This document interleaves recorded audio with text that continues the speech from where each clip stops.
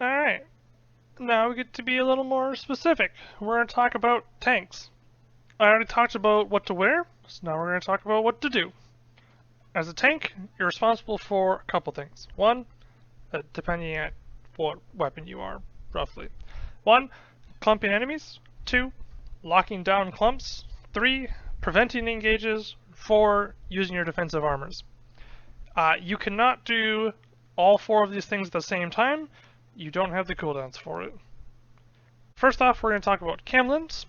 So if you're a camlin, your sole job is to clump enemies for your teammates to kill. If you press E, when there's no one to back you up, you're doing it wrong. You press E on engages, and that's about it. If you want to play counter engage, play a different weapon that's actually good at it. The important thing about clumping enemies is that they need to be clumped before your DPS gets there, and your DPS has to be able to get there, otherwise it doesn't matter. If you don't know how early you should go, ask your shot caller how early they want you to go. They will probably have a personal preference. Some of them do a countdown because they want to use the DPS to use their boots on 0. If that's the case, you want to use your boots on 2 or 1, so that you're ahead of the DPS. Other calls want the damage to be landing on 0, and so you might need to pop boots on 3 or 2. Make sure to pop your night helm as you go. If you're not on night helm, probably rethink your life choices. You can maybe get away with some other stuff, but as a camlin, just use a night helm. Another good thing to remember is the earlier video about ZvZ mechanics. The easiest people to kill are the clothies, and they are generally behind the tanks. If you throw your camlin into the first red you see, chances are you're going to only pull in tanks. Or, even worse, that person is going to recognize what is happening, and they're going to step away from their Zerg into yours, causing you to clump absolutely no one. Instead, you want to go a little bit deeper. That way, no matter where the person goes, you're going to clump people. Worst case scenario, they step forward into their tanks, you clump a bunch of tanks. Best case scenario, they continue to run into their Zerg a little bit and clump up a bunch of clothies for you. As a camlin, you're likely going to be running snare charge on your W, and so if the enemies are already naturally very clumped, you can snare charge in first to ensure that your E will hit them, particularly if you're using hunter shoes, so your snare charge will last longer. If they're a little more spread out, or you want the person you E to panic and run a little bit before you can snare charge them, you can throw your E first, let them run, and then snare charge the clump that you created to add a little bit of lockdown. If you need to make sure that your E hits, then it's better to snare charge first. One thing that I didn't write, but I'm thinking of now, is that your snare charge only has like a 15-second cooldown, so you should be able to use it once on an engage and once in between engages. So what you can do with that is try and stop the enemy counter engage. People are going to start trying. The enemy tanks are going to do the same thing you are. They're going to try and run past the tanks to get to your clothies. You can snare charge them, stop them, or snare charge DPS and interrupt casts, things like that. For Grovekeeper, your primary role is locking down clumps. You'll be sprinting in alongside your camlin brothers and dropping your E on top of the camlin. There are some other useful things you can do as well. If you see a natural clump happen and your Zerg is about to engage, you can use your E early to sort of keep that clump in place until your Zerg is ready and in position. This works particularly well if you're trying to chase someone down that is kiting. But if you throw your E into a group of enemies and your Zerg isn't planning on engaging on them right away, then you look like an idiot and you should reconsider your life decisions. When in doubt, just wait for the engage and hit a camlin.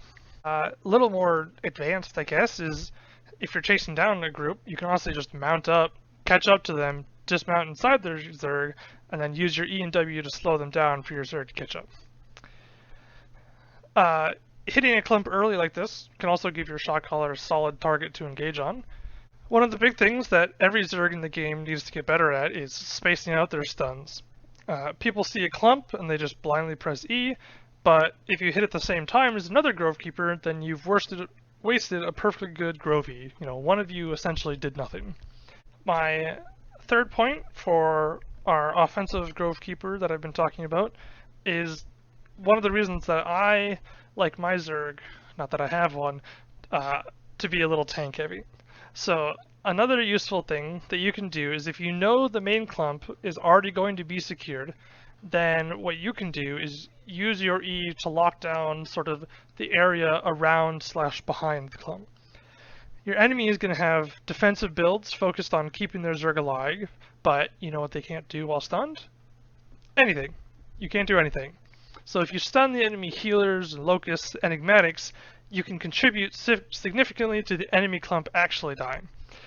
But that only matters if the clump is successfully locked down and your DPS can hit them. Everything I said more or less applies to Soul Scythe and Grove Keeper. Soul Scythe, you have to make sure your enemies don't have their Night Helms up, so growing early is generally a good idea. Grail Seeker, you're a root, which is unfortunate, but you are a big and a long root, so it is pretty effective. Another random tactic you can use is if you know that your side is going to counter-engage, you can stand very far forward, preferably slightly out of the way, so that everyone runs past you on their engage, and this puts you out of the common line of damage.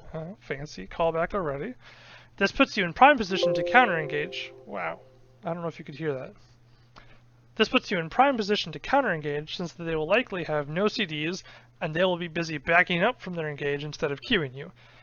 This also puts you in a good position to use your Guardian armor since a lot of their ranged DPS will likely run up to you and you can, they'll run to you instead of you having to chase them down. The other thing you can do with your lockdown weapons is try and prevent engages. This should be pretty straightforward, yet often seems to be viewed as some sort of advanced subject. You simply don't use your abilities when your Zerg engages. Instead, you stand somewhere where you can see the enemy, and when they try and engage and run past you, you use your abilities on them. Voila! Obviously, you won't stop everyone, so you should just aim to stop as many people as you can. Most Zergs will use most of their Night Helms on engage, so your slows and knockups generally won't be effective unless you can buddy up with the Locusts and purge their engage, particularly in structured objectives or choke points. But if you're a Grove Keeper or a Grail Seeker or an Icicle, then have at it. The biggest thing is just make sure that you have enough tanks on the main engage to actually secure clumps, and that not too many people are saving their CDs for preventing an engage. It is also fairly common, or at least should be fairly common, to have a tank or two or so working with your supports to stop enemy flanks from successfully engaging. The fourth thing that you are responsible for as a tank is effectively using your defensive armor piece. Unlike Clothies, your armor will generally not only help you survive, but also your teammates. A well-placed Guardian armor can save your Zerg. The stacking of Judicator armor, Demon armor, Armor of Valor, and Resist potion on top of heals and Locust and Enigmatic will help your Zerg survive the strongest of engages. So use them well, try not to stack them.